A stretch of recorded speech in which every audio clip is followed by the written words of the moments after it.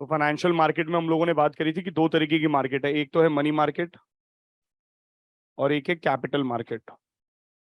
सभी इंस्ट्रूमेंट्स को money market के अंदर बेचा और खरीदा जाता है और इसको रेगुलेट कौन करता है? आरबीआई। अब वो लास्ट में गया फाइनेंशियल मार्केट के अंदर। अच्छा, व्हाट इज फाइनेंशियल मार्केट? मुझे पैसा चाहिए। अब मैं किसी बैंक से पैसा नहीं ले रहा, अब मैं किसी व्यक्ति से पैसा नहीं ले रहा, मैं भारत के सभी व्यक्ति से पैसा ले रहा हूं। मैंने अपना जो एरिया है ना वो खोल दिया और मैंने उस एरिया को बोल दिया कि आप पूरा भारत मेरे में निवेश करो। जब हम लोग बोल रहे हैं कि मनी डिमांड और मनी सप्लाई बराबर होना चाहिए, और मान लीजिए मनी डिमांड 100 है, मनी सप्लाई 50 है, तो एक्चुअल में अगर ये अनइक्वल है तो 50 से कभी नहीं बढ़ाएगा, हमेशा बहुत कम मात्रा से बढ़ाया जाता है क्योंकि मनी मल्टीप्लाई हो जाता है। ठीक है, चलिए अब जो भी नेक्स्ट है, मॉनेटरी पॉलिसी टूल।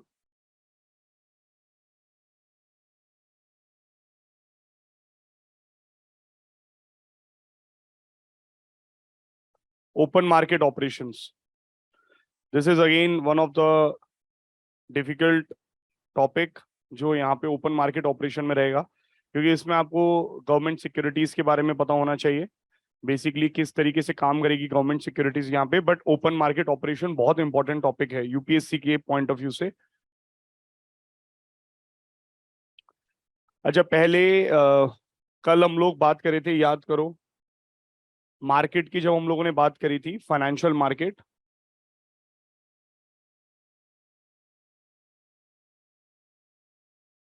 तो फाइनेंशियल मार्केट में हम लोगों ने बात करी थी कि दो तरीके की मार्केट है, एक तो है मनी मार्केट और एक है कैपिटल मार्केट। अगेन, जब मैं मनी मार्केट और कैपिटल मार्केट आपको बोल रहा हूं तो इसको इस तरीके से मत समझना, दो गलियां हैं ये। ऐसा नहीं है कि दो गलियों में एक मार्केट लगी हुई है मनी मार्केट के नाम से, एक मार्केट लगी हुई है कैपिटल मार्केट के नाम से, ऐसा नहीं है। It is just for the sake of classifying, convenience के लिए हम लोग उसको डिफ्रेंशिएट कर देते हैं, कन्वीनियंस के लिए हम लोग उसको बोलते हैं कि ये अलग अलग है, बट इसका मतलब ये नहीं है कि अलग अलग कहीं पे लोकेटेड है ये।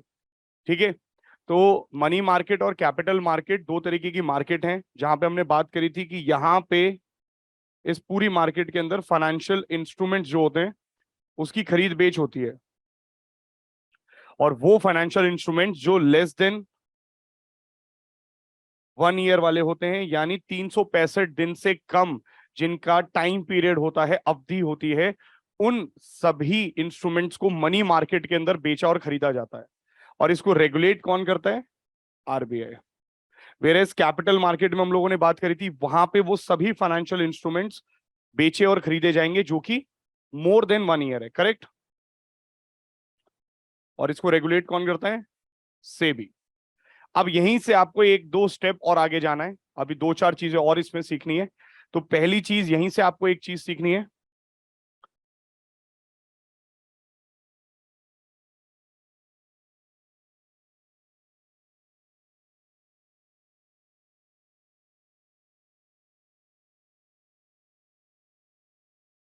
Money market capital market.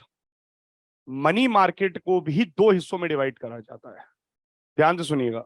Money market को भी दो रूप में डिवाइड करा जाता है, और एक मार्केट को बोलते हैं प्राइमरी मार्केट और एक को बोलते हैं सेकेंडरी मार्केट। अब अगेन, ये कोई ऐसा नहीं है जहां पे आप फिजिकली जाके चेक कर सको अरे ये प्राइमरी है क्या, ये सेकेंडरी है क्या, ऐसा नहीं है। सिर्फ और सिर्फ आपको क्लासिफाई करने के लिए, सिर्फ और सिर्फ बेहतर समझाने के लिए, for the sake of accounting purposes, ताकि हम कैलकुलेट कर सकें, उसके लिए हम डिफरेंशिएट करते हैं। बाकी ऐसा कोई मार्केट नहीं है फिजिकली लोकेटेड, सिर्फ अकाउंटिंग टर्म्स में हम अलग अलग लिख देते हैं। तो एक हो गई प्राइमरी मार्केट मनी मार्केट के अंदर ही, एक हो गई सेकेंडरी मार्केट। ऐसे ही कैपिटल मार्केट के अंदर भी क्या आएगी? प्राइमरी मार्केट और सेकेंडरी मार्केट। ठीक है, तो चाहे वो कैपिटल मार्केट हो चाहे मनी मार्केट हो, दो हिस्सों में डिवाइडेड है, प्राइमरी एंड सेकेंडरी। अब इसके बाद एक चीज और सीखिए,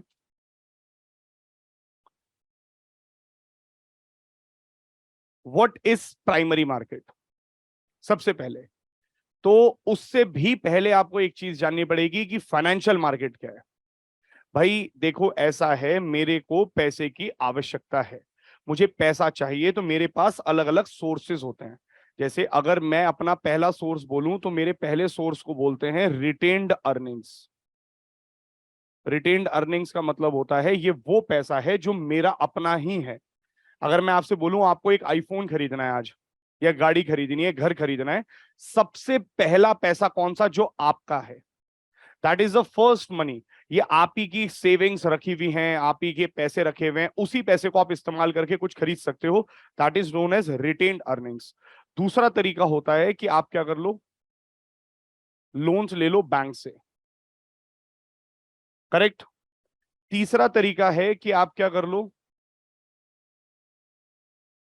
एक्सटर्नल एड ले लो। एक्सटर्नल एड का मतलब है बाहर से किसी से पैसा मंगवा लो। और चौथा और सबसे बेस्ट तरीका माना जाता है कि आप फाइनेंशियल मार्केट का रास्ता अपनाओ। तो मैं आपसे ये बोल रहा हूं कि सरकार के पास भी यही माध्यम है, बस ये याद रखना। आप बोलो सरकार के पास कहां से पैसा आता है, सरकार के पास भी यहीं से पैसा आता है, और इसके अलावा उसके पास भी कोई पैसे की जरूर वो नहीं है, खदाने। तो अगर मैं आपसे बोलूं कि उसका पहला सोर्स क्या है, उसका खुद का सोर्स है कंसोलिडेटेड फंड ऑफ इंडिया। वो टैक्सेस का पैसा, स्पेक्ट्रम का पैसा, फाइन्स लगाने का पैसा, जो उसका अपना पैसा है, ये उसका अपना ही पैसा और कंसोलिडेटेड फंड ऑफ इंडिया वाला है। बट क्या उस खाते में इतना पैसा रखा है कि भारत की सारी जरूरतें पूरी हो सके? नहीं, बहुत कम पैसा है। हम ये नहीं कह सकते कि सीएफआई के अंदर उतना पैसा भरा पड़ा है कि उसके पास सारी जरूरतें पूरी कर ले। तो दूसरा ऑप्शन उसके पास होता है कि बैंक से वो लोन ले ले। बट आप ये पढ़ चुके हो, अगर सरकार बैंक से लोन लेता है तो क्या हो जाता है? क्राउडिंग आउट इफेक्ट आ जाएगा, इसलिए सरकार बैंक से लोन। तीसरा ऑप्शन एक्सटर्नल एड ले लेता है, जापान से उधार ले लेता है, यूएसए से ले लेता है, वर्ल्ड बैंक से ले लेता है, Asian infrastructure investment bank, Asian development bank, अलग अलग बैंकों से उधार लेता है भारत। और ये एक अच्छा सोर्स तो माना जाता है, बट इसमें एक चीज याद रखना, इसमें आपकी लाइबिलिटी इंक्रीज हो जाती है। बाहर पे भी तो करना है आपको, डिपेंडेंसी आ जाती है। तीसरा, आप जापान पे निर्भर होते जा रहे हो। आप आत्मनिर्भर की बात तो कर सकते हो, बट आप निर्भरता ला रहे हो उसके ऊपर। फिर इंटरनेशनल रिलेशंस कैसे हैं उस पर निर्भर करेगा कि आप एक्सटर्नल ट्रेड कैसा लेते हो। एंड सबसे लास्ट, यहाँ पे आपको फॉरेक्स में पैसा रखना पड़ेगा, क्योंकि जो पेमेंट दोगे आप फॉरेन करेंसी में दोगे। तो ये थोड़ा सबका प्लस माइनस है फाइनेंशियल मार्केट में। अच्छा, अगर अब वो लास्ट में गया फाइनेंशियल मार्केट के अंदर।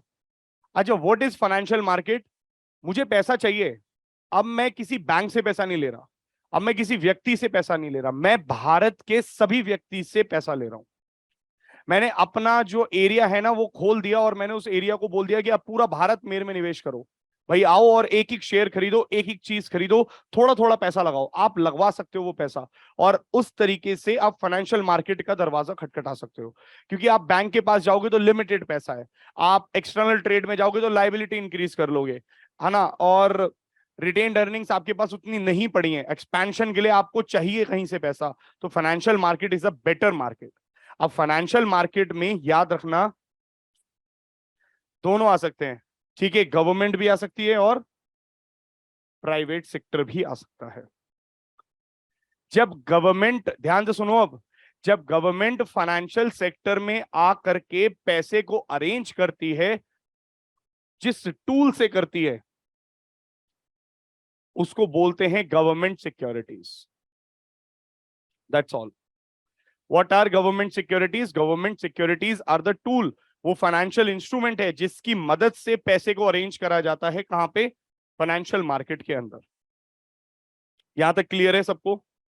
किसी को कोई डाउट है तो पूछो अभी तक यहां पे। हाँ, अभी तो पढ़ेंगे ही, जीसेक को ही पढ़ना है आज। But government securities is nothing but a tool, एक कागज का टुकड़ा है, एक फाइनेंशियल इंस्ट्रूमेंट है जिससे सरकार पैसा लेती है। जैसे अगर मैं यही चीज आपसे बोलूं, कोई कंपनी पैसा ऐसे ही ले रही है, तो आप जानते हो उसका नाम है डिबेंचर। सुना होगा आपने शब्द। यही चीज कोई और लेता है तो उसको हम बोल देते हैं सर्टिफिकेट ऑफ डिपॉजिट। कमर्शियल अलग अलग इंस्ट्रूमेंट्स हैं, बट सरकार का इंस्ट्रूमेंट जो है, सरकारी इंस्ट्रूमेंट को बोलते हैं गवर्नमेंट सिक्योरिटी। जी सेक, शॉर्ट में। हाँ हाँ जी। नहीं नहीं, अभी बता रहा हूँ, पूरा प्रोसीजर बता रहा हूँ इसका। कोई भी आ सकता है। शेयर्स अलग चीज, अभी 2 मिनट रुक जाओ। Shares is a different perspective. पहले बताओ यहां तक क्लियर है? अभी जीसेक पे आ ही रहा हूं मैं, जीसेक पे ही पढ़ना है। पहले बताओ ये दो चीजें क्लियर होनी चाहिए। देखो, एक सबसे पहले आपको ये चीज क्लियर होनी चाहिए अभी के लिए कि मनी मार्केट को दो हिस्सों में डिवाइड करा गया है। ठीक है। दूसरी चीज ये पता होनी चाहिए कि यहाँ पे अलग अलग सोर्सेज होते हैं, but financial market is a better source. क्यों? क्योंकि यहाँ पे वाइड एरिया में पब्लिक मिल जाती है जिससे आप पैसा ले सकते हो। अब सुनो।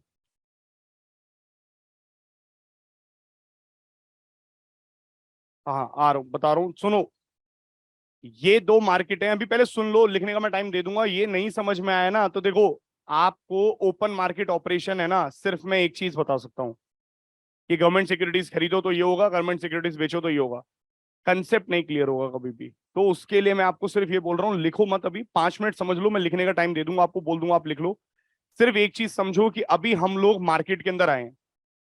हम मनी मार्केट में जाएंगे, कैपिटल मार्केट में जाएंगे, ये किस बात पे डिपेंड करेगा कि 1 साल से ज्यादा है या 1 साल से कम। Simple, clear. अच्छा, अब मैं आया हूं उस मार्केट में, चलो मान लो मैं आया हूं मनी मार्केट में, चलो मैं आया हूं कैपिटल मार्केट में, कोई सी भी मार्केट में हो आप। अब आपको एक चीज देखनी है कि यार यहाँ पे जो इंस्ट्रूमेंट है ना, दो तरीके के मिल रहे हैं। फाइनेंशियल इंस्ट्रूमेंट दो तरीके के हैं।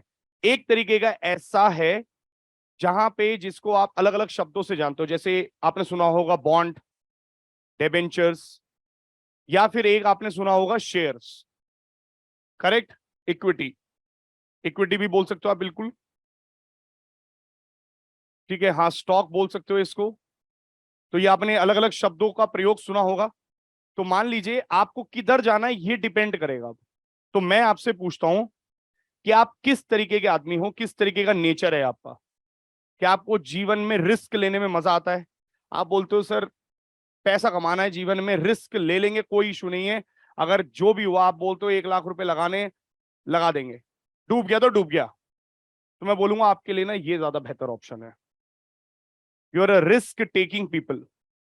आप बोलो नहीं नहीं नहीं सर, 1 ही लाख रुपए पूरे टोटल जीवन की कमाई है, ये ही चली गई तो क्या करेंगे? नहीं, 1 लाख नहीं चाहिए मुझे, मेरे को 1 लाख का 20 लाख नहीं बनाना। 1 लाख का 1,10,000 दिला दोगे? मैं कहूंगा 1 लाख का 1,10,000 तो एट एनी कॉस्ट दिला दूंगा, कोई इशू ही नहीं है।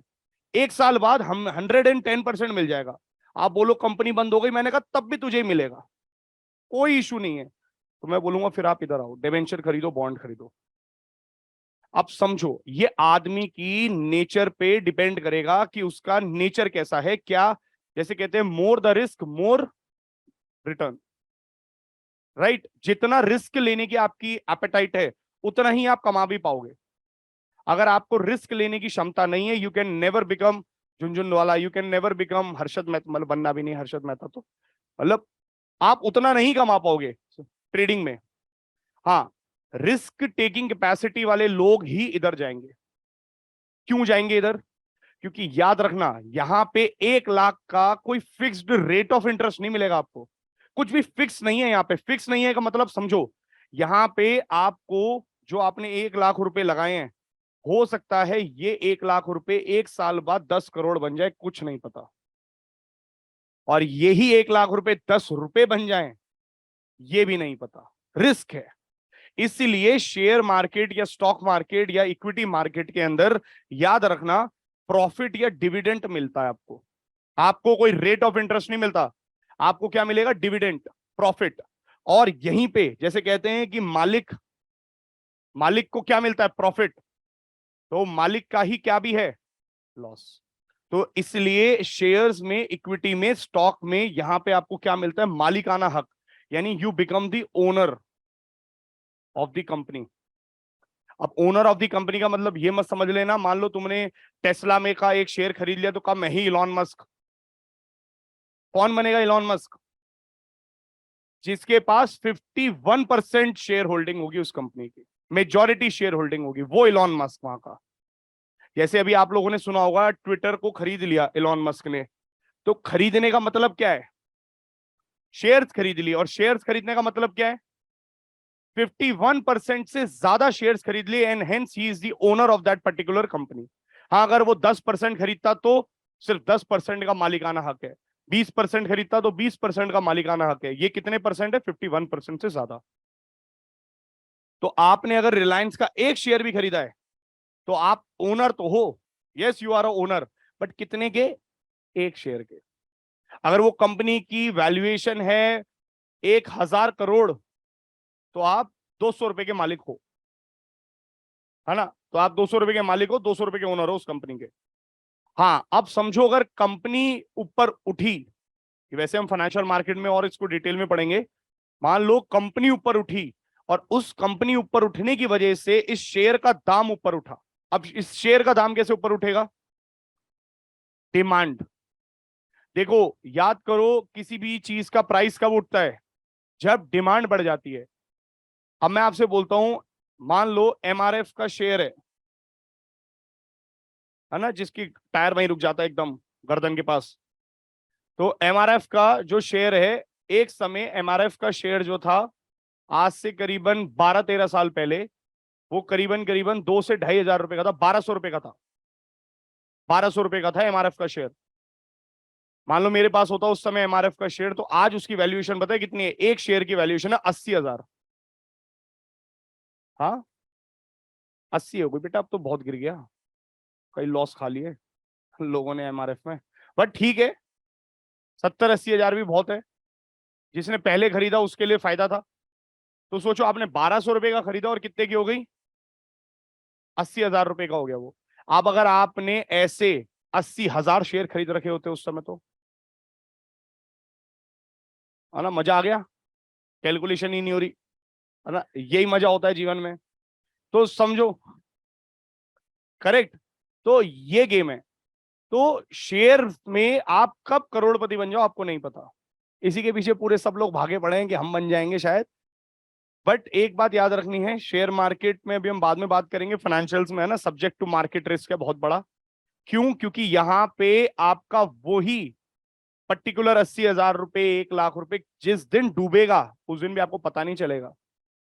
करेक्ट। तो पेटीएम बोला गया कि भाई खुलेगा 1,700 पे और आज की डेट में 250-300 रुपए पे खेल रहा है।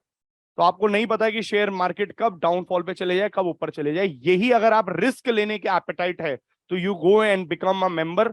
आप शेयर का मतलब पता है क्या होता है, आपको ओनरशिप में शेयर दिला, आपको कंपनी की एक हिस्सेदारी दे दी, कंपनी के जितना पैसा चाहिए था उसको हिस्सों में डिवाइड कर दिया, छोटे छोटे हिस्सों में, और आपका एक हिस्सा, जितने शेयर उतनी ही कंपनी में भागीदारी आपकी। अब ऐसे ही अगर मैं आपसे बोलता हूं कि आपने बोला सर मेरे को कुछ नहीं लेना देना, मेरे को तो 1,00,000 के 1,10,000 चाहिए, I need a fix rate of interest, you go and purchase a bond या डिवेंचर। और यहां पे कंजर्वेटिव आउटलुक वाले लोग जाते हैं। इसका मतलब ये नहीं है ये गंदे हैं और वो अच्छे हैं, इट इज जस्ट कि मैटर क्या है कि आप अपनी अलग, जैसे अभी बात करेंगे, पोर्टफोलियो डाइवर्सिफाई होना चाहिए हमेशा। 10 रुपए अगर आपकी जेब में है तो 10 रुपए को सिर्फ एक जगह कभी नहीं लगाते, 10 रुपए को 10 जगह लगाते हैं, ताकि 10 जगहों में से 9 जगह गिर भी गए तो एक में तो बढ़ता रहे। तो ये डाइवर्सिफिकेशन आपको सीखेंगे, अभी वो फाइनेंशियल मार्केट में बताऊंगा कहां से कहां डाइवर्सिफाई करते हैं। बट एक चीज याद रखना, दो तरीके के इंस्ट्रूमेंट्स होते हैं, यहां तक क्लियर है, किसी को डाउट दो तरीके के इंस्ट्रूमेंट्स में? हाँ जी, ऑनलाइन वाले बताओ भाई, क्योंकि अगर ये समझ में आ गया तो जी सेक्स समझने में 2 मिनट लगेंगे। किसी को डाउट? हाँ, आ रहे अभी प्राइमरी सेकेंडरी हटा दो, इसमें कोई डाउट? बस इस तक रखो, भी उस पे भी आऊंगा, भी वापिस आऊंगा। क्लियर है पक्का? चलो अब सुनो। अच्छा, लिख लो, 1 सेकेंड,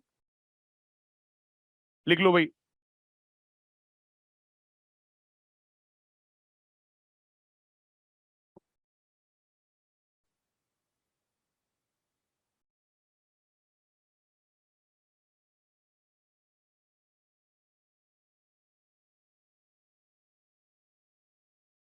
नो लॉस,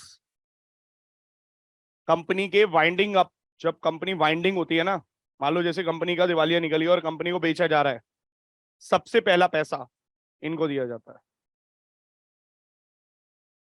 फिर प्रेफरेंस शेयर होल्डर्स को दिया जाता है, एंड लास्ट में इक्विटी शेयर होल्डर्स को दिया जाता है, तभी प्रेफरेंस शेयर होल्डर्स बेटर, वो फाइनेंशियल मार्केट में आएंगे तो और बताऊंगा मैं आपको।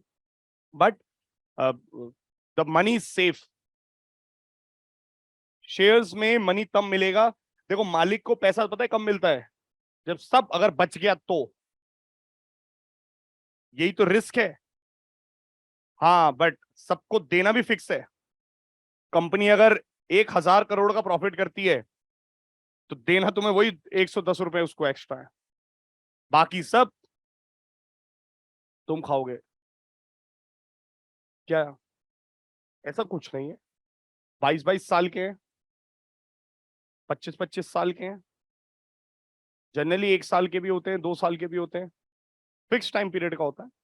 10 साल के होते हैं, 7 साल के होते हैं, 9 साल के होते हैं, 11 साल के होते हैं, जनरली ऑड नंबर्स में आपको देखने को मिलेंगे। बेच आप इसको भी सकते हो, ऐसा नहीं होता है, बट हाँ इसको रिडीम करा के कोई फायदा नहीं होता। अरे एफडी है ये, ऐसा समझ लो, इट्स लाइक एन एफडी। अब तुमने, आज तुमने बोला मैंने 5 साल की एफडी कराई है, जैसे तुमने 1 लाख की 5 साल की एफडी कराई, तो तुम्हें मान लो मिल रहे 1,35,000, और तुमने 6 महीने बाद ही तोड़ ली, क्या ही होगा, वो 1 लाख रुपए मिलेगा बस, बल्कि उसमें तो कुछ काट और लेंगे 500 रुपए की बदतमीजी करने के, प्रोसीजर के, 500 रुपए और काट, इसलिए आदमी एफडी कराता है तो भूल जाता है कि भैया पटक दो। अभी पढ़ेंगे, जब यहाँ पे प्रॉफिट कमाते हैं तो इनको डिविडेंड मिलता है, रिटर्न्स में डिविडेंड, जैसे आप देखोगे रिलायंस है, वो बोलेगा 2% का सबको डिविडेंड प्रॉफिट पे, ये अलग से और मिलता है। प्रॉफिट तो मिलता ही मिलता है, देखो वैल्यूएशन बढ़ती है वो तो है ही है, बट मैंने इतना कमा लिया तो मेरे को सबको बांटने का मन कर रहा है, मैं बहुत अच्छा चल रहा हूँ, तो मैंने कहा सबको 2-2% का डिविडेंड। अच्छा, इन लोगों के पास कोई वोटिंग राइट्स नहीं है, है ना। तुम कल को जाके लॉन मस्क को ये नहीं बोल सकते सुनो टेस्ला में ये बनाओ, गाड़ी को इस तरीके से करो, नहीं नहीं, आपकी कोई नहीं सुन रहा। आपने सिर्फ पैसा लगाया है, वो इतना ही लगाया है कि आपको फिक्स रेट ऑफ इंटरेस्ट मिलेगा, आपको बोलने का अधिकार नहीं है। बट याद रखना, इनके पास बोलने का अधिकार है, they have the right to participate, they have the right to vote. उसमें भी सबके पास नहीं होता, ठीक है, मेजोरिटी के पास होता है, ओनरशिप के राइट जिनके पास होते हैं, तो मेजोरिटी, जब बोर्ड ऑफ मीटिंग होती है, शेयर होल्डर्स की मीटिंग होती है, उधर बुलाया जाता है, आपका भी अधिकार आपसे पूछा जाएगा।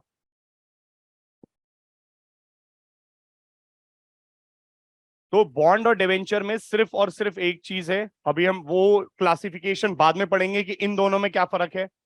एक है इंग्लैंड की टर्म, ठीक है, एक है अमेरिकन टर्म, ऐसा ऐसा फर्क है, तो वो अभी जानने की बिल्कुल आवश्यकता नहीं है, सिर्फ ये समझ लो ये सब एक ही है, अभी डिफ्रेंशिएट करेंगे फाइनेंशियल मार्केट में। चलिए अब सुनो, ये रहा बॉन्ड, मतलब दो तरीके हैं, या तो फिक्स रेट पे जाते हो या फिर आप शेयर होल्डिंग्स में जाते हो। मैं आपसे बोल रहा हूं अब बॉन्ड है, याद करो, यही चीज अगर कोई प्राइवेट लेके आ रहा है तो आप उसको बॉन्ड का रूप दे रहे हो, यही चीज जब गवर्नमेंट ला रही है ना, उसी बॉन्ड को जीसेक बोलते हैं, और कुछ नहीं है। Government securities nothing but a fixed payment करने वाला एक ऐसा इंस्ट्रूमेंट जो कि लेस देन 1 ईयर भी होता है और मोर देन 1 ईयर भी होता है, दोनों हो सकता है G-sec. G-sec can be traded in money market also, in capital market also, but हाँ ये याद रखना है कि वो एक बॉन्ड है और कुछ नहीं है। G-sec is nothing but a bond.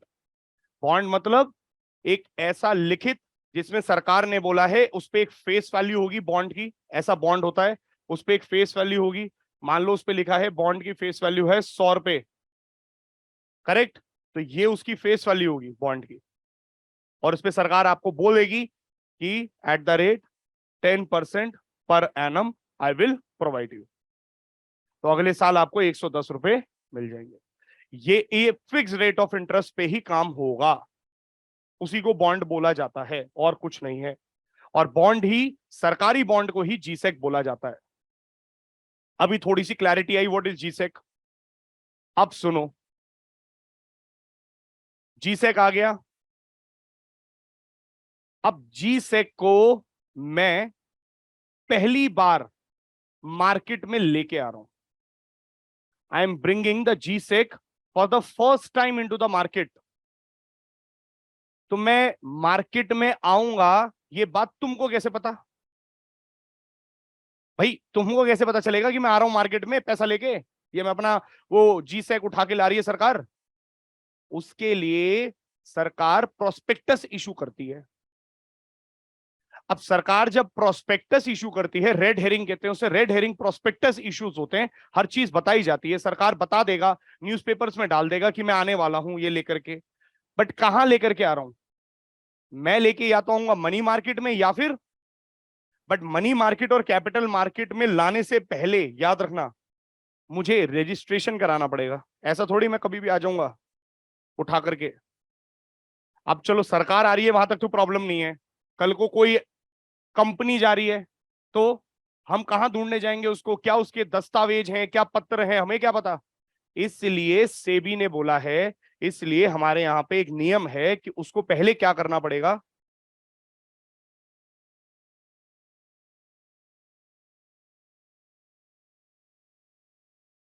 उसको स्टॉक एक्सचेंज के अंदर लिस्ट होना पड़ेगा। ठीक है? स्टॉक एक्सचेंजेस फाइनेंशियल मार्केट में डीप में पढ़ेंगे क्या होता है स्टॉक एक्सचेंज। अभी के लिए बस आप इतना समझ लो, आपने दो स्टॉक एक्सचेंज के नाम तो सुने ही होंगे। बताओ। एनएससी नेशनल स्टॉक एक्सचेंज और Bombay stock exchange, BSc NSC के नाम सुने होंगे। बस ये समझ लो, ये स्टॉक एक्सचेंज के अंदर आपको लिस्ट कराना है, रजिस्टर कराना है कि मैं आ रहा हूं। फिर एक प्रोस्पेक्टस आएगा, न्यूज़पेपर्स में आएगा, मुझे पता चल गया, तुम्हें पता चल गया, आ रहा है।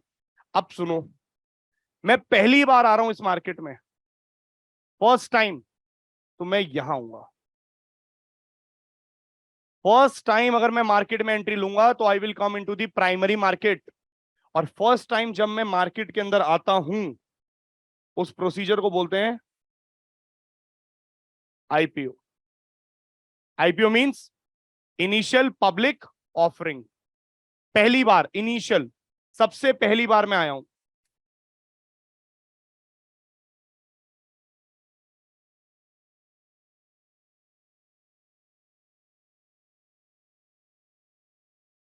तो first time if I enter into the market, ये बेचने के लिए या खरीदने के लिए कुछ भी, पहली बार मैंने एंट्री ली है, तो यहां पे क्या होगा? आई विल बी, तो it this procedure will be termed as IPO. Initial public offering हो चुकी है यहां पे। हाँ जी, कहीं पे भी हो सकता है, ये रहा, यहां पे भी तो प्राइमरी है। बस लॉन्ग टर्म के लिए आ रहे हो या शॉर्ट टर्म के लिए आ रहे हो, फर्क इतना है, और कोई फर्क नहीं है।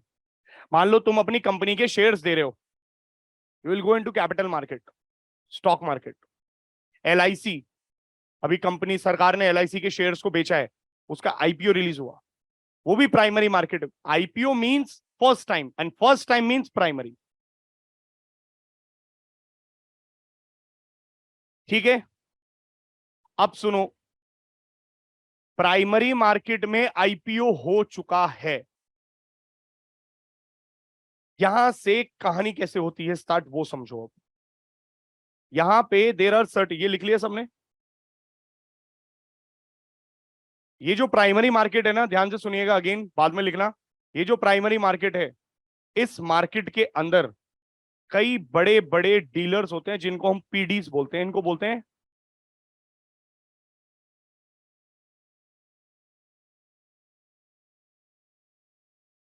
जैसे एलआईसी, जीआईसी, ईपीएफओ, ईपीएफ, ठीक है, और आपका म्यूचुअल फंड्स के कई सारे, ये बहुत बड़े बड़े इन्वेस्टर्स हैं। ये कोई छोटी मोटी कंपनीज नहीं है, बहुत बड़े बड़े डीलर्स होते हैं। और इन्हीं बड़े बड़े डीलर्स को एक नाम बोला जाता है कि कहां पे डील कर रहे हैं, किस मार्केट में, इसलिए इनका नाम है primary dealers. They are known as PDs. अब समझो ये पीडीज का काम क्या होता है। ये सरकार या फिर कोई भी कॉरपोरेट अपना बॉन्ड या शेयर लेके पहली बार घुसा मार्केट में, आया इधर प्राइमरी मार्केट में, करेक्ट? फर्स्ट टाइम जैसी प्राइमरी मार्केट में आया, क्या आप सब खरीद सकते हो? नहीं। सुनो, पहले ध्यान से सुनना। खरीद भी सकते हैं, अभी हम बात भी करेंगे कैसे खरीदते हैं, वो बाद में आऊंगा, बट पहले अभी के लिए बस इतना समझो, हम लोग नहीं खरीद सकते, हम लोग प्राइमरी मार्केट में से खरीद नहीं सकते, कोई रिस्ट्रिक्शन नहीं है, बट पैसा नहीं है उतना। अब आप बोलो क्या मतलब इसका, एक लॉट साइज में खरीदना पड़ता है आपको। यहां पे हमेशा जब भी कंपनी लेके आती है तो वो बोलती है कि एक शेयर नहीं दूंगी, लेना है तो एक बारी में 10,000 शेयर का एक लॉट खरीदो मेरे से। अब 10,000 शेयर का लॉट खरीदने के लिए 10 लाख रुपए होने चाहिए, जो एक व्यक्ति के पास नहीं है, बट किसके पास है, इन बड़ी बड़ी कंपनीज के पास। तो ये बड़ी बड़ी कंपनीज कहां से, यहां से खरीद लेती हैं, प्राइमरी मार्केट में से ये खरीदते हैं। आई यहां तक बात समझ, ये प्राइमरी मार्केट से सामान को या कोई भी फाइनेंशियल इंस्ट्रूमेंट को खरीद के, ध्यान से सुनना, अब फिर आते हैं सेकेंडरी मार्केट में। यही लोग किधर आते हैं, सेकेंडरी मार्केट में। ये एक लेवल पे क्या करते हैं, they try to sell these, जो भी फाइनेंशियल इंस्ट्रूमेंट्स हैं ये उसको सेल करते हैं महंगे दामों पे, और यहीं से ये अपना एक प्रॉफिट मार्जिन निकालते हैं। यानी कि मान के चलो कोई इंस्ट्रूमेंट है 100 रुपए का, सरकार लेके आई, पीडी ने खरीदा 101 का, और इधर बेचा 101.5 का। अब आप बोलो बस आधा पैसे, आधा रुपए नहीं, ये 50 पैसे नहीं है ना। दिस इज नॉट समथिंग कि जो आपको लग रहा हो कि यार ये सिर्फ और सिर्फ आधे आधे रुपए में गेम खेल रहे हैं, 1 करोड़ खरीद रहे हैं ऐसे वो, तो उनको बहुत पैसा बनता है यहां से। तो उसने कुछ नहीं करा, बस 101.5 में यहां बेचा। अब मैं आऊंगा किधर, इधर। अब देखो यहां पे सुनो दोबारा से, यहां पे सिर्फ खरीद हो रही है, करेक्ट, यहां पे सिर्फ क्या हो रही है, बाइंग, करेक्ट, यहां पे सेलिंग हो रही है। अब सुनो, यहां पे सेल हुआ और ये मेरे पास आ गया 101.5 का। यही चीज जब 105 की हुई, दोबारा सुनना, यही चीज जब 105 की हुई तो मैंने सेल कर दिया अगेन, और किसी और ने। अब अगर मैं आपसे ये बोलूं कि इस मार्केट में बाइंग एंड सेलिंग दोनों हो रही है, जबकि उसमें सिर्फ एक ही काम हो रहा है, करेक्ट, इसलिए इस मार्केट को एक और नाम से जानते हैं, और उस नाम का है,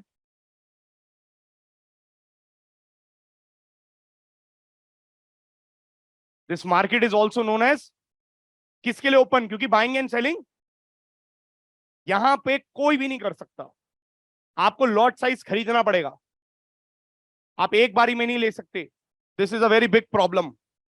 तो यहां पे एक बात समझ लो, प्राइमरी डीलर्स यहां पे खरीदते हैं, इधर बेचते हैं, इधर खरीद बेच 10 बार नहीं 100 बार हो सकती है, एक ही दिन में 5 बार एक ही सिक्योरिटी को खरीद के बेच सकते हो आप, कितनी बार चाहो उतनी बार खरीद बेच कर लो सेकेंडरी मार्केट में। बट फर्स्ट टाइम जब खरीद होगी वो प्राइमरी से होगी। कोई भी सिक्योरिटी का अगर आप हिस्ट्री चेक करोगे तो पता चलेगा, अरे यार ये तो प्राइमरी से होके आई है, सेकेंडरी में खरीद बेच होती है उसकी बार बार। और सेकेंडरी ही मार्केट है जिस मार्केट को ओपन मार्केट बोलते हैं, क्योंकि यहां पे कोई भी आ सकता है, नॉर्मल व्यक्ति भी, आप भी, मैं भी, कोई भी जाता है, जा सकती है, अब तो जा सकती है।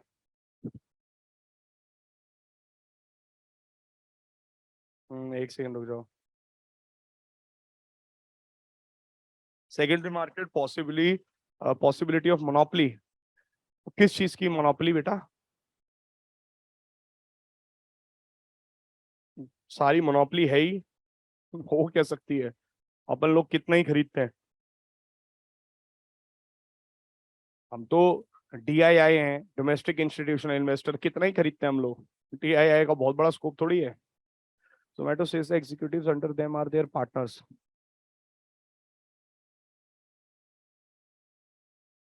बेटा वो पार्टनर नहीं बना रखा है श्रुति, उन्होंने क्या कर रखा है, बेवकूफ बना रखा है।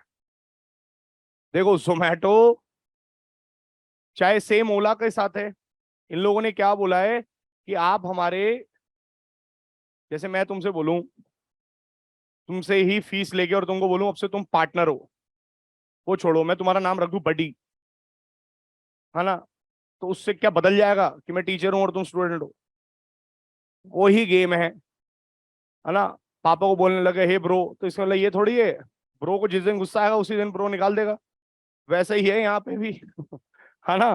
तो उन्होंने जोमेटो वाले ने क्या बोला है, सब जोमेटो और ओला वालों ने एक स्कीम रखी है। उन्होंने बोला you guys are not are वो delivery, you are are partners. Feeling आती है उससे कि अच्छा आप हमारे हिस्सेदार हो। हिस्सेदारी हो तो शेयर थोड़ी दे रखे हैं, हिस्सेदार हैं तो सिर्फ बोलने के लिए नाम है बड़ी, और कुछ नहीं है।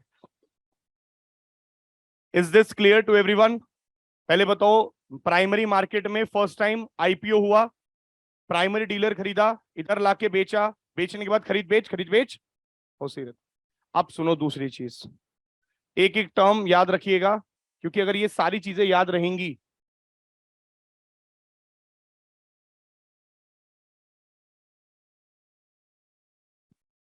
मिनिमम होता है 26%, 25%, मैक्सिमम पूरा बेच दे भाई।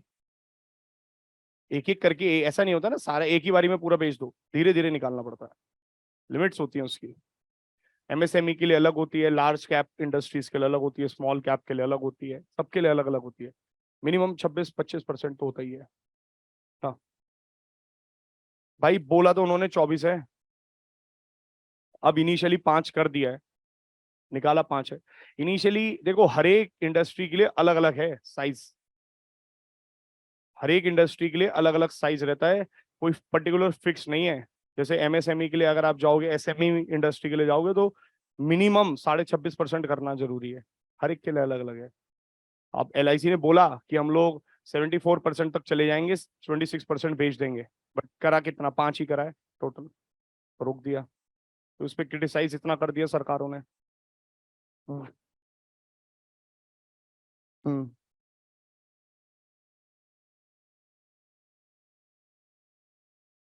ऐसा नहीं होता भाई, इसकी बहुत फंडामेंटल्स होते हैं, ऐसा नहीं होता कि फिक्स ये बोल देगा 150 तो 150 थोड़ी बिकेगी। इट्स अब पूरा का पूरा फंडामेंटल्स। फंडामेंटल्स मतलब अभी तुम्हें कॉल पुट ऑप्शंस नहीं पता है, आएंगे उस पे, फाइनेंशियल मार्केट पे वेट करो, कॉल पुट ऑप्शंस होते हैं, वो लगाए जाते हैं, क्या मार्केट का ट्रेंड चल रहा है उसके बेसिस पे चेक होता है।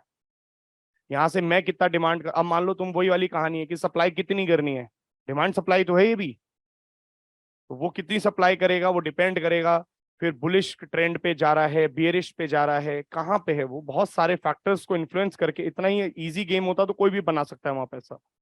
बहुत सारे फैक्टर्स हैं, उसको उस समय कवर करेंगे। अभी सिर्फ मुझे आपको एक चीज पढ़ानी है, ओपन मार्केट ऑपरेशन।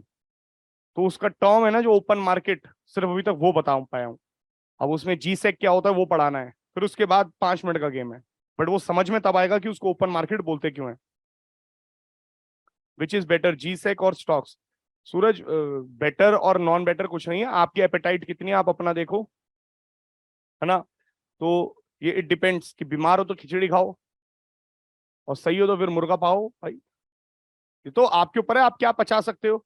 ये तो डिपेंड करता है ना, कि मान लो तुम्हारे पास एक्सेस में पैसा भरा पड़ा है, तुम्हें लग रहा है कि नहीं यार, वो वाला पैसा हमेशा शेयर्स में लगाना, जो वेस्ट भी हो जाए तो कोई इशू नहीं, दिल में दुख ना हो, अटैक ना पड़े।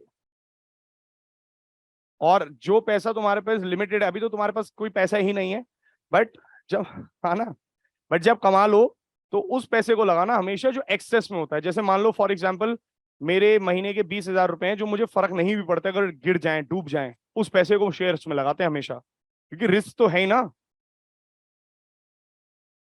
अभी बता रहा हूं बेटा, प्राइमरी में नेहा हम भी जा सकते हैं, ऐसा नहीं है कि हम नहीं जा सकते। आज की डेट में जी सेक के अंदर रिटेल डायरेक्ट स्कीम आई है सरकार की, गवर्नमेंट की। अभी बस मैं जी सेक पे ही बता रहा हूँ। तो उस दिन शायद मेरे से कोई पूछ भी रहा था, कौन पूछ रहा था आप में से ऑनलाइन में, कि कोई आरबीआई का अकाउंट होता है क्या, तो उसमें आरडीजी अकाउंट बनता है, तो उसमें हम भी जाके खरीद सकते हैं अब।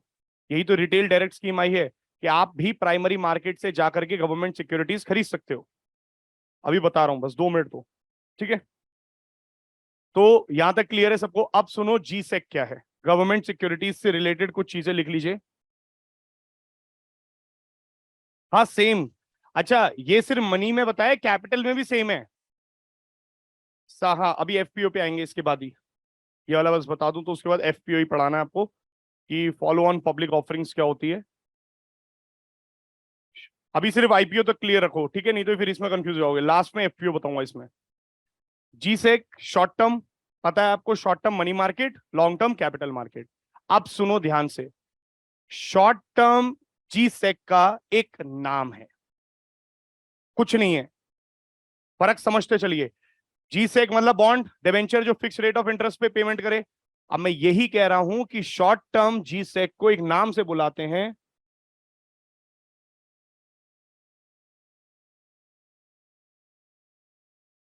बस शॉर्ट टर्म का नाम है। छोटे वाले जो आपके इंस्ट्रूमेंट्स हैं जो मनी मार्केट में ट्रेड होते हैं उनको आप टी बिल बोल देते हो, सिंपल। अब अगर मैं आपसे एक सवाल पूछूं, T bill is a G sec, yes or no? हाँ, टी बिल जी सेक ही है। टी बिल एक फाइनेंशियल इंस्ट्रूमेंट ही है। टी बिल सरकारी इंस्ट्रूमेंट ही है, बस शॉर्ट टर्म में है। अब शॉर्ट टर्म में है मतलब ये कितने दिन से कितने दिन तक हो सकता है,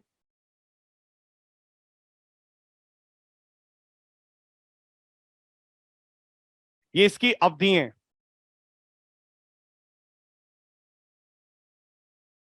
जैसे आपको लिखा हुआ मिलेगा T14, T91, T182, T364। देखो 364 मैक्सिमम है, 364 से ज्यादा होते ही 1 साल, और वो लंबे समय के लिए बन जाएगा। तो T bills can be issued for such time periods. T14 मतलब 14 दिन, 14 दिन बाद इसकी मेच्योरिटी है। सरकार क्या कह रही है, 14 दिन का। अब देखो क्या सरकार क्या करेगी, सरकार जी सेक देगी T14। T14 आपके हाथ में आया, पैसा सरकार के पास आया, 14 दिन बाद आप वो जी सेक लौटाओगे, सरकार आपको पैसा लौटाएगी। ये प्रोसेस है। अगर यही चीज 91 डेज के लिए है, यही चीज 182 डेज के लिए है, यही चीज 364 डेज के लिए है। आजकल ये तीन सबसे ज्यादा चलते हैं। कई बच्चों को प्रॉब्लम आई थी लास्ट टाइम, वो बोल रहे थे कि T14 नहीं होता। T14 is also there, RBI की वेबसाइट पे ही लिखा हुआ है T14 भी होता है। और पहले होता भी था इस्तेमाल, ऐसा नहीं है कि आज तक था ही नहीं। कल को अगर प्रश्न आ जाए तो भाई वेबसाइट पे लिखा है T14 तो हम मानेंगे T14 होता है। हाँ, अगर आप मेरे से अब पूछो क्या वो इस्तेमाल होता है, नहीं। बहुत समय पहले से ही T14 को इस्तेमाल करना बंद कर चुके हैं, यानी 14 दिन के लिए पैसा नहीं लेते हैं। तो किस तारीख के लिए लेते हैं, या तो 91, 182, 364।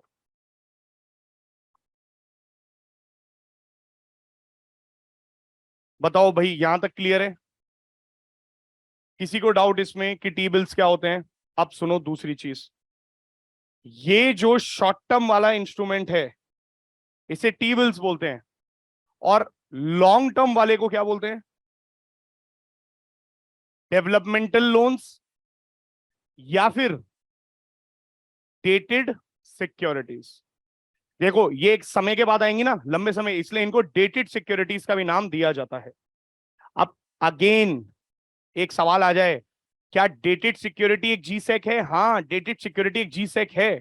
बट क्या डेटेड सिक्योरिटी टी बिल है? नहीं, टी बिल शॉर्ट टर्म है और डेटेड सिक्योरिटी लॉन्ग टर्म है। जैसे ऑयल कंपनीज को भारत सरकार ने 25-25 साल के गवर्नमेंट सिक्योरिटीज दे रखी हैं, जिनको डेटेड सिक्योरिटी कहते हैं। 25 साल मतलब लॉन्ग टर्म।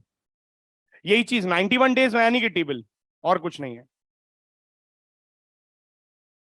यहां तक क्लियर है? कोई डाउट किसी को भी?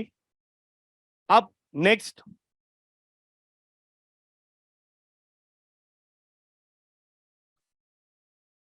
इसको इशू कौन कर सकता है, who can issue this particular thing? तो देखो आप एक चीज याद रखना, क्या सेंटर कर सकता है, क्या स्टेट कर सकता है? अगेन, क्या सेंटर कर सकता है या फिर स्टेट कर सकता है? तो एक बात याद रखिएगा, टी बिल्स इशू करने की पावर सिर्फ और सिर्फ सेंटर सरकार के पास है, स्टेट के पास। मतलब अब देखो क्वेश्चन कैसे यूपीएससी घुमाएगा। यूपीएससी कहेगा T bills, a government security, can be issued only by the centre. हाँ बिल्कुल सही बात है, yes it is a government security, it can only be issued by the centre. बोले सेंटर और स्टेट दोनों कर सकते हैं, गलत। टी बिल्स का सिर्फ और सिर्फ अधिकार किसको दिया गया है? अब मैं आपसे एक और सवाल पूछता हूं, डेवलपमेंटल लोन्स, डेटेड सिक्योरिटी कौन कर सकता है? दोनों कर सकते हैं। अब अगर सवाल पूछें कि यूपीएससी बोले government securities can be issued by both centre and state government. Yes, G-sec पूछा है यहां पे। देखो जीसेक तो दोनों ही कर सकते हैं। उसने जब तक आपको बाइफर्केशन नहीं दिया है कि टी बिल्स, तब तक आप बोलोगे गवर्नमेंट सिक्योरिटीज तो दोनों सेंटर और स्टेट कर सकते हैं, एक्सेप्ट टी बिल्स। सिर्फ टी बिल्स एक ऐसी चीज है जो कि स्टेट गवर्नमेंट नहीं कर सकती, बाकी तो सब कर सकती है स्टेट गवर्नमेंट। बेटा तभी तो बोल रहा हूं, उसने क्या बोला यही मैं आपको समझाना चाह रहा हूं, तभी तो मैं आपको बोल रहा हूं, सुन लो दोबारा। अगर यूपीएससी ने स्टेटमेंट दे दी कि G sec can be issued by both centre and state, जब वो जनरलाइज स्टेटमेंट दे तो सिर्फ आपको एक चीज याद रखनी है, क्या ऐसा होता है? हाँ। जब वो एक्सट्रीम स्टेटमेंट दे कि G sec can only be issued by centre, तो आपको ना ओनली पे ध्यान देना और उसका नेगेटिव सोचना है, नहीं ये भी तो कर सकते हैं, तो गलत। तो जब वो जनरल बोले तो उसको प्रूफ करना है, जब वो नेगेटिव बोले तो उसका अपोजिट ढूंढना है। ये है यूपीएससी, तब आपको आंसर निकलेगा। यहां तक क्लियर टू एवरीवन? नेक्स्ट,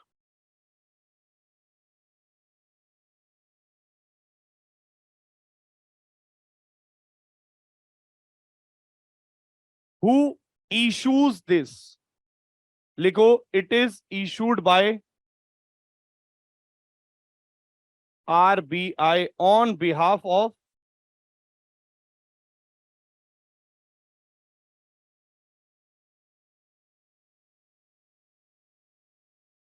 हाँ जी। नेक्स्ट, यहां पे क्या लिखोगे? It is issued by RBI but on behalf of both centre and state government. Neha, dated security का मतलब होता है अवधि उनकी जो है वो लंबे समय के लिए है। It is not for a shorter term period, it is not for 15 days 20 days. वो कितने समय के लिए है? वो 1 साल, 2 साल, 5 साल, 10 साल, 20 साल, 30 30 साल की सिक्योरिटीज हैं, डेटेड सिक्योरिटीज नाम बोला जाता है। बताओ यहां तक क्लियर है?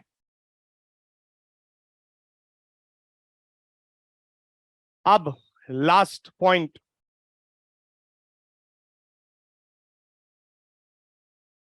क्या जी सेक को हम लोग प्राइमरी मार्केट में परचेज कर सकते हैं?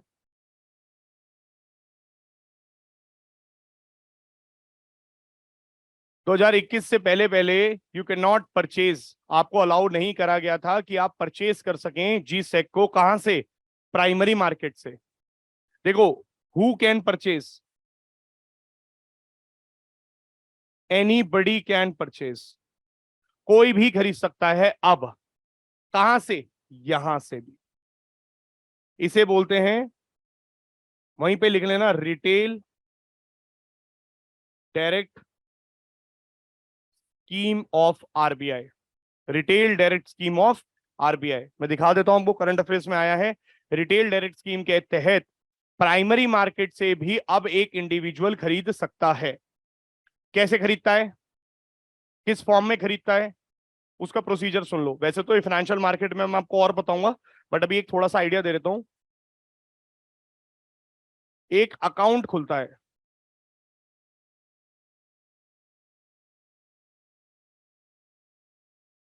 Guilt aged account, gilt account कहते हैं इसे। अच्छा, गिल्ट एज्ड सिक्योरिटी भी बोलते हैं जीसेक को। अब सिक्योरिटी गिल्ट एज क्यों बोलते हैं जीसेक को? जीसेक का एक और नाम है guilt aged. What is the meaning of guilt aged? Risk free. अगर मैं आपसे पूछूं सबसे सेफेस्ट ऑप्शन क्या है ना, वो पता है जीसेक है। सबसे बेहतरीन ऑप्शन जीसेक है। क्यों? कुछ भी हो जाए सरकार कभी भी डिफॉल्ट नहीं करती, तो सेफेस्ट ऑप्शन मानते हैं, इसलिए इसको रिस्क फ्री भी बोलते हैं, या फिर गिल्ट एज्ड सिक्योरिटी के नाम से भी जानते हैं। इसलिए गिल्ट एज्ड अकाउंट खुलवाना पड़ता है आरबीआई के पास सबको, कोई भी हो, चाहे वो प्राइमरी डीलर हो, चाहे वो हम क्यों ना हो। अब तो उस दिन शायद कौन पूछ रहा था, ऑनलाइन स्टूडेंट कोई पूछ रहा था मेरे से, I guess it was Dinesh, Dinesh पूछ रहा था शायद, जो कि आरबीआई के पास कौन सा खाता खुलवाया जाता है। तो आरबीआई के पास नॉर्मली जो खाता खुलवाया जाता है उस खाते का नाम है आरडीजी अकाउंट। आरडीजी अकाउंट के अंदर आप क्या करते हैं, यू ओपन दैट अकाउंट, और वहां देखो, जैसे मान लो मुझे अगर ई कुबेर याद है, ई कुबेर पे ही इस जी सेक की भी डीलिंग होती है। जी सेक को खरीद बेच भी आप ई कुबेर पे सकते हो, core banking solution of the RBI. तो अगर मुझे ये खरीदना है प्राइमरी मार्केट में ही आज, पहले तो मैं सेकेंडरी मार्केट में खरीदता था, आज अगर मुझे प्राइमरी मार्केट में ही खरीदनी है ना जी सेक, मैं खरीद सकता हूं। मुझे अपना एक अकाउंट खुलवाना पड़ेगा विद दी आरबीआई, और आरबीआई के पास जो अकाउंट खुलता है उसका नाम है aged account, RDG account.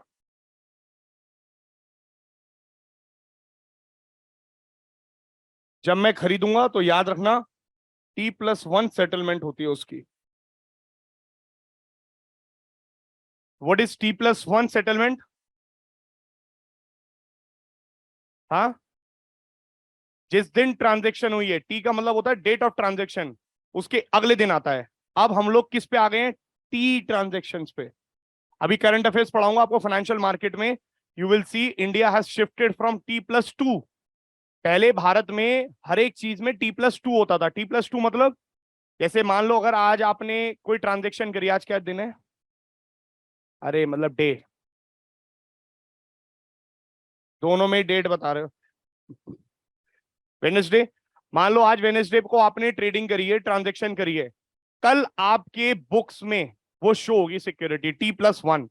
Friday को होती थी पहले, अब एक दिन पहले हो गया है, और अब on the day of transaction करने की बात कर रहे हैं, टी डेट पे ही, जिस दिन ट्रांजेक्शन करें उसी दिन शाम तक आ जाए, सबसे बेस्ट है वो, वेट करने की जरूरत नहीं है फिर आपको।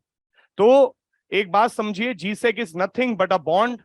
ये एक ऐसा बॉन्ड है जो सरकार के द्वारा इशू करा जाता है, बट सरकार इशू नहीं करता है।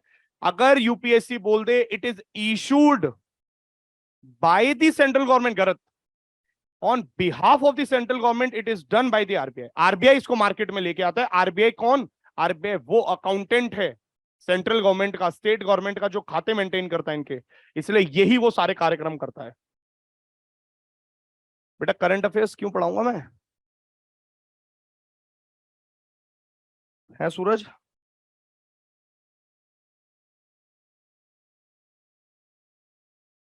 ना ना, वो अलग से नहीं, इसी में कराऊंगा भाई। हाँ हाँ, इको में कर लो।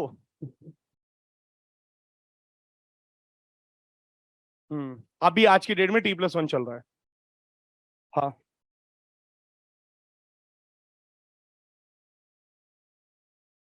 2021 से पहले सिर्फ सेकेंडरी से खरीदते पाते थे। अब सरकार में आपको दिखा देता हूँ रिटेल डायरेक्ट,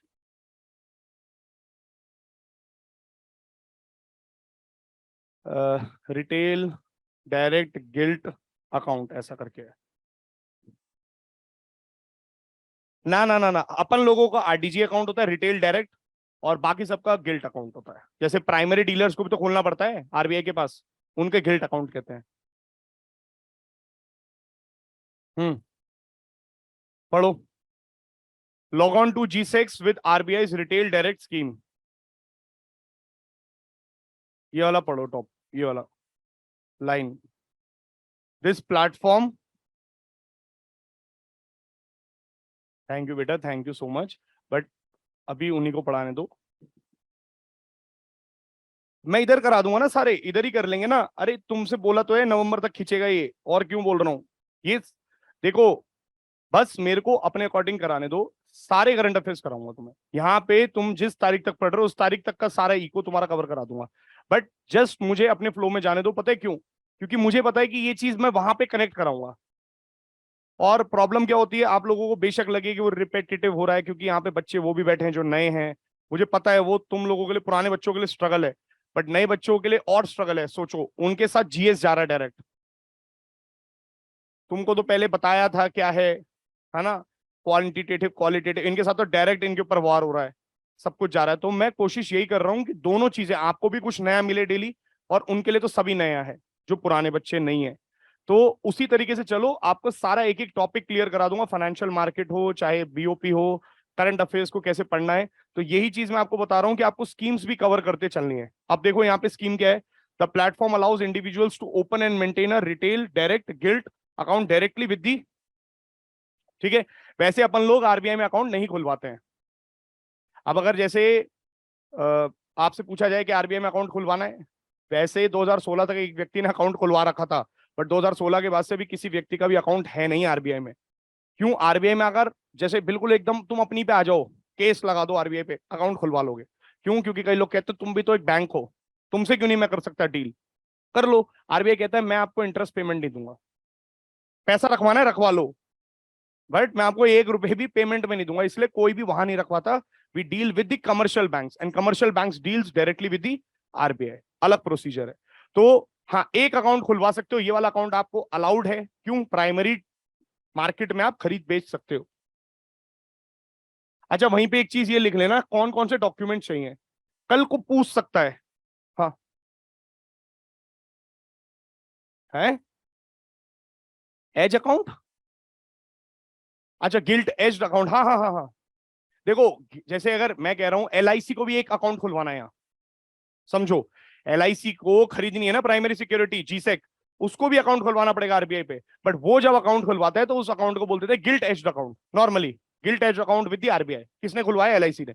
हम खुलवाते हैं तो उसको बोलते हैं retail direct gilt account, RDG account. Thank you Dinesh. For RDG account is not for US. To open your account, you need a PAN card, savings bank account, KYC document. NRI is eligible to invest in G6 under FEMA can open this account too. अभी ये line नहीं समझ में आएगी, but ये समझ लो बाहर के निवेशकों को भी अलाउड है। What is NRI? Non resident of India, याद है? Non resident of Indians can also invest in G sec under the FEMA and open this account to.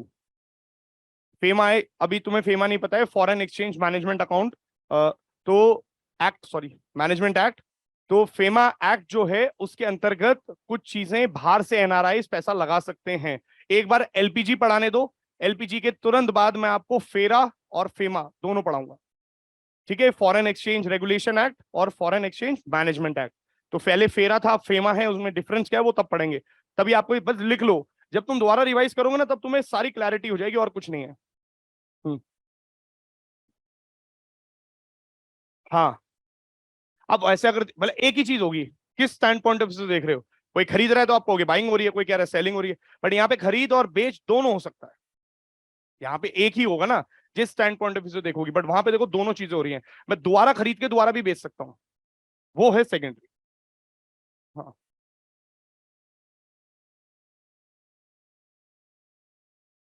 ना ना ना ना, T+1 सेटलमेंट का मतलब है जैसे आज तुमने इन्वेस्टमेंट कर दी, बेटा म्यूचुअल फंड खोला है कभी, कुछ कहीं पैसा नहीं लगा है, जैसे तुम्हारी जेब से पैसा कट गया आज, बट तुमको ना दिखेगा नहीं कि तुमने सिक्योरिटी खरीद ली। आज की डेट में सब कुछ डीमेटेरियलाइज फॉर्म में होता है, जिसको आपको पता होगा डीमैट अकाउंट, ठीक है? डीमैट में होगा सब। अभी मैं डीमैट वीमैट सब फाइनेंशियल मार्केट में पढ़ाऊंगा, बस अभी समझ लो। तुम फोन पे जाके चेक करोगे, अरे मेरा पैसे तो कट गए, इधर तो सिक्योरिटी नहीं दिख रही। कल दिखेगी T+1, जिस दिन ट्रांजेक्शन हुई उसके एक दिन बाद दिखेगी, ऐसा है ना?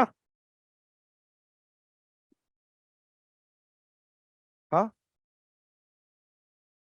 कहाँ दिखेगी? प्लेटफॉर्म्स पे, इकोबेर्स पे, जिस इंटरमीडियरी के थ्रू आप कर रहे हो वहां पे दिख जाती हैं, एप्स पे दिखती हैं, अलग अलग जगहों पे। चलो, अब यहां तक अगर क्लियर है जीसेक और ये कहानियां समझ में आ चुकी हैं कि क्या चल रहा है, क्या प्राइमरी मार्केट, क्या सेकेंडरी, क्या ये, अब लास्ट टॉपिक और इसी चीज के लिए, उसे कहते हैं FPO, follow on public offerings. Follow on public offerings. अच्छा, एफपीओ क्या होता है अब वो सुनो। एक बार कंपनी आई और उसने अपने कुछ परसेंटेज ऑफ शेयर्स को बेचा और पैसा लिया।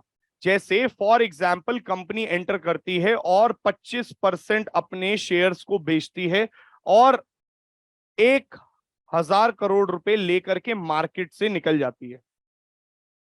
अब 2 साल बाद इसको जरूरत पड़ी और अपने शेयर्स को बेचने की, तो इसने क्या किया, 5%, 10% शेयर्स और बेच दिए। इसको बोलते हैं, अब देखो ये दोबारा से पहली बार नहीं आ रहा मार्केट में, एक बार तो आ चुका है, पहली बार नहीं है, पहली बार आ चुका था 25% लेके, अब ये दोबारा आ रहा है और इसलिए दोबारा आने को बोलते हैं follow on public offering. FPO करवा रहा है। अब आईपीओ नहीं है, आईपीओ मतलब लाइफ में पहली बार स्टॉक एक्सचेंज में आया, बार बार आ रहा है तो एफपीओ। जैसे अगर आप देखो ये अडानी भाई साहब, ये पढ़ो एक बार, ऐसी न्यूज देखने को मिलेगी आपको करंट अफेयर्स में। हाँ, इशू बिडिंग प्रोसेस होता है, बट वो जो बिडिंग होती है ना, नॉन कॉम्पिटिटिव बिडिंग होती है, ऑक्शनिंग होती है जीसेक की।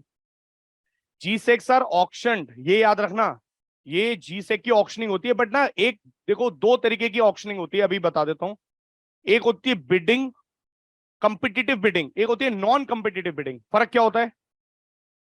जैसे कॉम्पिटिटिव बिडिंग में बोलियां लगती हैं और प्राइस ऊपर नीचे होता है, यहां पे नॉन कॉम्पिटिटिव बिडिंग होती है, आप ही देखते हो, बस उस बेसिस पे अलॉटमेंट हो जाता है। तो एक कट ऑफ प्राइस रखता है जीसेक के अंदर आरबीआई की, उस प्राइस से नीचे किसी ने अगर बिड कर रखा है, जैसे मान लो आपको बोला गया है कि आप 1,000 करोड़ रुपए सरकार इन्फ्यूज करना चाहता है और उसमें आप लेना चाह रहे हो 300 करोड़, 300 करोड़ पे आप क्या प्राइस रखोगे? आपने रखा 99.5, तो आपको कट ऑफ कर दिया, नहीं देंगे जीसेक। किसी ने रखा 101.5, उसको मिल गया। तो उनका एक कट ऑफ प्राइस होता है, उससे ऊपर जिसको मिलता है उसको वो दे देते हैं, बिडिंग प्रोसीजर होता है। हाँ बेटा हर्षिता, नहीं मिलेगा। अभी हम देखेंगे इंटरेस्ट मिलता कैसे, इंटरेस्ट ऐसे नहीं मिलता है, this is not the criteria for interest. T bills को कैसे दिया जाता है वो मैं अभी आपको फाइनेंशियल मार्केट में बताऊंगा, फेस वैल्यू से कम पे रिडीम करा जाता है, तब मिलता है, इंटरेस्ट नहीं मिलता है वहां। हाँ जी, इसको पढ़ो एक बार, what made the Adani group call off its FPO. तो अभी एक टॉपिक पढ़ेंगे फाइनेंशियल मार्केट में जिसका नाम है हिडनबर्ग रिपोर्ट। सबने सुना भी होगा अडानी के ऊपर हिडनबर्ग का एक बहुत बड़ा क्लेम हुआ था, तो वो हिडनबर्ग क्राइसिस या हिडनबर्ग रिपोर्ट क्या है उसको पढ़ेंगे। बट हाँ, एक बात पक्की है कि ये जो एफपीओ है वो बंद कर दिया गया। एफपीओ वर्ड क्यों आया? क्योंकि ये पहले आ चुका है, आईपीओ हो चुका है इसका, ये दोबारा आ रहा है इसलिए एफपीओ। अब सुनो, एफपीओ दो तरीके की होती हैं, एक होती है डाइल्यूटिव, एक होती है non diluted. FPOs are of two nature, एक होती है डाइल्यूटेड एफपीओज, एक होती है नॉन डाइल्यूटेड एफपीओज। अब मैं इसका भी क्लैरिटी देना चाहूंगा। पिछली बार कई बार बच्चे आए और उन्होंने बोला कि सर एफपीओ जो है वो पर्टिकुलरली प्राइमरी मार्केट में आएगा या सेकेंडरी मार्केट में आएगा? करेक्ट। तो एफपीओ दोनों में आ सकता है, प्राइमरी में भी आता है, सेकेंडरी में भी आता है। अब सुनो कैसे। अगर एफपीओ में जो नया शेयर्स आप और बेचना चाह रहे हो, जैसे आपने आपकी कंपनी के 100% शेयर्स आपके पास थे, पहली बारी में जब आईपीओ हुआ तो आपने 25% बेच दिए। सेकेंड टाइम जब एफपीओ कर रहे हो तो आपने 10% और डाइल्यूट कर दिए, तो आप फिर से प्राइमरी मार्केट में जाओगे, याद रखना। बट इन्हीं 25% के डाइल्यूशन नहीं करा, इन्हीं को इधर से उधर दोबारा से बेचना स्टार्ट किया, तो उसको बोलते हैं नॉन डाइल्यूटिव एफपीओ। और नॉन डाइल्यूटिव एफपीओ को बोलते हैं सेकेंडरी ऑफरिंग्स, और इसलिए ये आता है सेकेंडरी मार्केट के अंदर। दोबारा से सुन लो क्या बोल रहा हूं। FPO follow on public offer का मतलब क्या है? फॉलो ऑन पब्लिक ऑफर का मतलब है कि एक बार मार्केट में तो आ गया, अब दोबारा से मार्केट में आ रहा है। दोबारा से वो दो तरीके से मार्केट में आ सकता है। पहला तो ये है कि उसकी कंपनी के शेयर्स जो उसके पास पड़े थे, जैसे होता क्या है, आईपीओ हुआ, आईपीओ में कुछ शेयर्स उसने खुद खरीदे, आईपीओ में ही बाइंग बैक भी होती है, उसने खुद ही खरीद ली। अब उसके बाद वो दोबारा से उनको बेचना चाह रहा है। जब वो दोबारा से उन्हीं शेयर्स को बेचना चाह रहा है जो पुराने शेयर्स थे, तो उनको बोलते हैं नॉन डाइल्यूटेड एफपीओ। फिर वो सेकेंडरी मार्केट में जाएगा। जैसे ये 25% है, आप हटा दो, अभी 100 में से 25% आईपीओ हुआ, ठीक है। इस 25% के केस में इसने आईपीओ इनिशियली 25% का करा, बट इसने पहली बार में जो बेचा वो थे मात्र 10%, जैसे एलआईसी ने किया, लाया 25% का आईपीओ, बेचा कितना? अब अगर वो बाकी के 15% बेच रहा है तो क्या उसने कुछ नया डाइल्यूट किया? वही 25% है ना, इसलिए इसको बोलते हैं नॉन डाइल्यूटेड एफपीओ। और नॉन डाइल्यूटेड एफपीओ जब दोबारा से बेचा जाएगा, पहली बार नहीं है, ये दोबारा आ रहा है, तो सेकेंडरी मार्केट में आएगा। बट हां, अब वो क्या कह रहा है, 25% नहीं और 10% नया बेच रहा हूं, एक्स्ट्रा बेच रहा हूं, अब टोटल कंपनी 35% बिक गई। ये जो 10% नया है, ये डाइल्यूटेड एफपीओ है। इसमें आपकी कंपनी के जो शेयर्स हैं और डाइल्यूट हो रहे हैं, तो ये डाइल्यूटिव एफपीओ आएगा प्राइमरी मार्केट में। हाँ नहीं आएगा, आई नो। हाँ हाँ, सुनो दोबारा से। बेटा, आपने एलआईसी का केस पढ़ो पहले। एलआईसी ने बोला कि हम ना 26% अपना आईपीओ निकाल रहे हैं। मतलब क्या हुआ इसका पहले ही बताओ। 26% आईपीओ निकाल रहे हैं, इसका मतलब क्या हुआ? पहली बार मैं स्टॉक एक्सचेंज पे आया तो आईपीओ हुआ। मैं निकाल कितना परसेंट रहा हूं वो कितना भी हो सकता है। मैंने बोला कि मैंने 26% निकाल रहा हूं, बट मैं एक्चुअल में मैंने शेयर्स कितने मार्केट में दिए? 5%। बोला कितना? 26% मैंने लिस्ट करा रखा है अपना स्टॉक में। निकाला कितना? अब मैं 6 महीने बाद दोबारा 5% उसी 25 में से निकालना चाह रहा हूं। अनाउंस करा था, है ना, पड़ा हुआ है। क्या मैंने अपनी कंपनी की शेयर होल्डिंग कम करी? वो तो उतनी की उतनी है ना बीबी, वो तो 75 की 75 है। तो क्या मेरी कुछ नई डाइल्यूशन हुई? डाइल्यूशन का मतलब क्या है? क्या मेरी शेयर होल्डिंग कम हुई? नहीं हुई, वही 75 की 75 है, क्योंकि उसी 25 का 5 है ना ये। इसलिए इसको बोलते हैं नॉन डाइल्यूटिव एफपीओ। और नॉन डाइल्यूटिव एफपीओ में क्योंकि वो पहली बार नहीं आ रहा है, अब दूसरी बार आ रहा है, तो वो कहां जाएगा? सेकेंडरी मार्केट में, डायरेक्ट ओपन मार्केट में घुसेगा। हाँ, अब उसने 25% बेच दिया पूरा मान लो, अब वो दोबारा आ रहा है और 10% बेचने के लिए। इस बार उसकी कंपनी की शेयर होल्डिंग 35% कम हो रही है, 10% और नया कम हो रहा है। जब नया कम हो रहा है तो वो पहली बार आएगा तो प्राइमरी में जाएगा, फिर सेकेंडरी में जाएगा।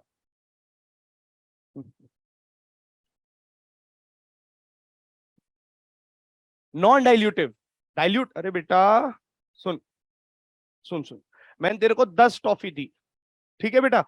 अब अरे ऐसे समझ में आएगा। मान लो 10 टॉफी दी, अब 10 टॉफी में मैंने अनाउंस करा 10 टॉफी, उसमें से सिर्फ और सिर्फ आपने 5 खाई, फिर 2 घंटे बाद 5 खाई, तो क्या आपने 10 से ज्यादा खाई? वही है ना, अभी भी 5 की 5 ही है ना, तो वो हुआ नॉन डाइल्यूटेड। और अब मैं कहता हूं आपने और 10 खरीदी, एक्स्ट्रा खरीदी, तो जेब से पैसा कम हुआ कि नहीं हुआ?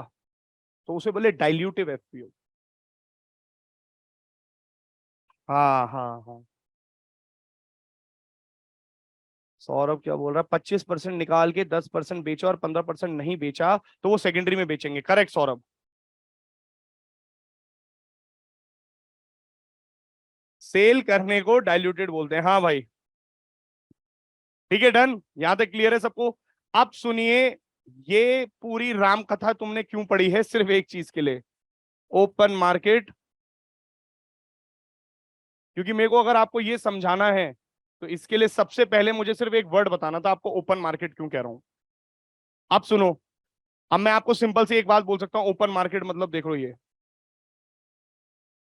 ये खरीद बेच कहां होगी? आरबीआई करेगा ये खरीद बेच, इसलिए ये क्या है? Monetary policy tool. कौन सा टूल? Quantitative tool. तो ये खरीद बेच आरबीआई के द्वारा करी जाती है, इसलिए इसको बोलते हैं मॉनेटरी पॉलिसी टूल। और वो होगा कहां पे? सेकेंडरी मार्केट में, बस इसलिए इसका नाम ओपन मार्केट है। That's the only reason. अब सुनो होता क्या है। मान लो मैंने तुम्हें, ये है वो जीसेक, ठीक है, मैंने तुम्हें ये जीसेक दी। क्यों दी ये जीसेक? क्योंकि मुझे पैसे की जरूरत है, सरकार को पैसे की जरूरत है, तभी तो फाइनेंशियल मार्केट में एंट्री ली थी उसने। रिटेन अर्निंग्स है नहीं, लोन ले नहीं सकते, क्राउडिंग आउट हो जाएगा, बाहर से लाइबिलिटी बढ़ जाएगी, तो फाइनेंशियल मार्केट में जाओ, एक कागज का टुकड़ा दो जिसे जीसेक कहते हैं। जीसेक एक बॉन्ड है जो फिक्स रेट ऑफ इंटरेस्ट देता है, छोटे समय के लिए टी बिल बोलते हो, लंबे समय के लिए डेटेड सिक्योरिटी कहते हो, करेक्ट। अब मैंने आपको ये दिया, ये जो मैंने दिया ये वो जीसेक है जो शॉर्ट टर्म के लिए टी बिल दिया। मैंने आपको टी बिल दिया 91 डेज के लिए। 91 डेज का टी बिल देने का मतलब यह है कि 91 डेज बाद मैं आपसे ये ही जीसेक वापस भी ले लूंगा, मैं बायबैक करूंगा। ये याद रखना। तो I will buy back this particular G-sec from you, मैं आपसे खरीद लूंगा ये जीसेक। अच्छा, जिस समय मैंने आपको ये जीसेक दिया तो बदले में मैं आपसे क्या लूंगा? पैसे लूंगा। कितने पैसे लूंगा? जितना इस जीसेक के ऊपर लिखा हुआ है, फेस वैल्यू पे मैंने आपसे पैसा ले लिया। अब सुनो, जब मैंने आपसे पैसा लिया, ध्यान से सुनना, सिर्फ एक बॉटल नहीं है, मैंने सबको दे दी, और सबको दे दिया, जीसेक से पैसा ले लिया, मेरे पास आ गया 1,000 रुपए। आप सबके पास क्या है? जीसेक, करेक्ट, वो बॉन्ड आ गया आपकी जेब में। मुझे एक बात बताओ, क्या आपके पैसे नहीं कम हो गए जेब से? तो मैं ये नहीं बोल सकता कि जब जब आरबीआई सेकेंडरी मार्केट में सेल कर रहा है ना, सेलिंग जीसेक, तो मनी सप्लाई डिक्रीज हो रही है? बताओ, किसको ये पॉइंट क्लियर नहीं हुआ? हाँ, देख बेटा, मैंने जब आपको ये जीसेक दिया, सरकार ने जैसे ही आपको जीसेक दिया, तो बदले में आपसे आपने पेमेंट कर दी, आपकी जेब का पैसा ही मनी सप्लाई है। आपने जब इधर पेमेंट कर दी तो 100 रुपए जेब से कम नहीं हो गए? तो मैं चाहता हूं अगर कि तेरी जेब से पैसा कम हो, तो मैं आज तेरे को जीसेक भेज दूंगा। तो आरबीआई जब जब सेल करेगा जीसेक, तब तब लोगों की जेब से पैसा कम होगा, करेक्ट। अब सुनो, तुम्हारी जेब में क्या है? जीसेक, मेरे पास क्या है? पैसा। अब मैं चाहता हूं तुम्हारी जेब में पैसा वापस आए, तो क्या करूं बताओ?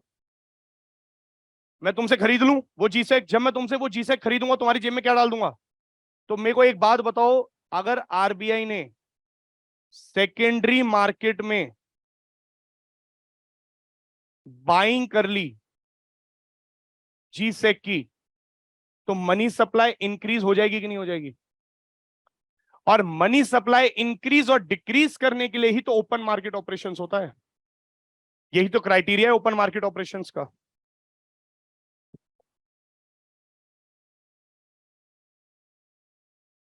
करेक्ट। तो एक बात बताओ, क्या मैं ये बोल सकता हूं कि नहीं बोल सकता, अब फाइनली इन्फ्लेशन का समय चल रहा है। इन्फ्लेशन का समय आपको पता है कब चलता है? जब मनी सप्लाई ज्यादा होती है प्रोडक्टिव कैपेसिटी से। और इस केस को बराबर करने के लिए मुझे क्या करना है? मनी सप्लाई को गिराना है। तो पता है क्या करो? बताओ, सेलिंग ऑफ, बस इतना ही सब तो था। जी सेक को सेल कर दो, मनी सप्लाई को गिरा दो, इन्फ्लेशन को कंट्रोल कर दो। डिफ्लेशन चल रही हो तो यही आप बिहेवियर देखोगे, जब जब मंदी चलेगी तब तब आपसे खरीद लेगा जीसेक आरबीआई, और जब जब महंगाई चलेगी तब तब बेच देगा। जैसे ही आपको बेचेगा तो बदले में पैसा ले लेगा। छोटे समय के लिए बेचेगा तो कहेगा टी बिल बेचता हूं, बड़े समय के लिए बेचेगा तो कहेगा डेबिट सिक्योरिटी बेचता हूं, और कुछ नहीं। Suppose I purchase a G-sec 361, hold it for 91 days only with me after 90। हाँ, बेच सकते हो। देखो, जी सेक जो होते हैं ना, पर्टिकुलरली क्या कहते हैं उसे, बियरर बॉन्ड्स होते हैं, correct word is bearer. Bearer bonds जैसे तुम्हारा रूपी, तुम्हारे को सड़क पे नोट गिरा हुआ मिल गया, किसका? तुम्हारा, है ना? अपना बना लेते हो उसको। अब मेट्रो का कार्ड मिल गया, उसमें कोई नाम थोड़ी लिखा है, पैसे मिल गए तो उठाया। ये है बियरर बॉन्ड्स, बियरर चीज, बियरर मतलब इस पे कोई नाम नहीं होता, इस पे क्या होता है? जिसका उसका, सिंपल। वो कागज का टुकड़ा जिसके पास रहेगा वो उसका बन जाएगा। तो दिनेश आप कर सकते हो, है ना? वो क्या कहते हैं, आप उसको बेच सकते हो, वो भी हम पढ़ेंगे। It will depend upon the yield, क्या ईल्ड दे रहा है आपको, उस बेसिस पे आप उसको जल्दी भी रिडीम कर सकते हो, बाद में भी कर सकते हो, बट हाँ, सरकार आपको वो टाइम होने के बाद ही देगा, until and unless RBI open market operations करे।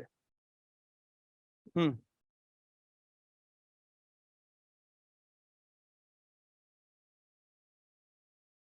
वही तो ओपन मार्केट है।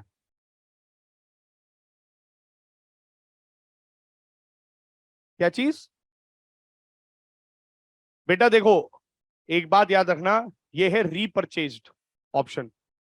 और जब तुम कहते हो ना लोगों को बेचना ही नहीं है, कितना खरीदता है लोग जीसेक?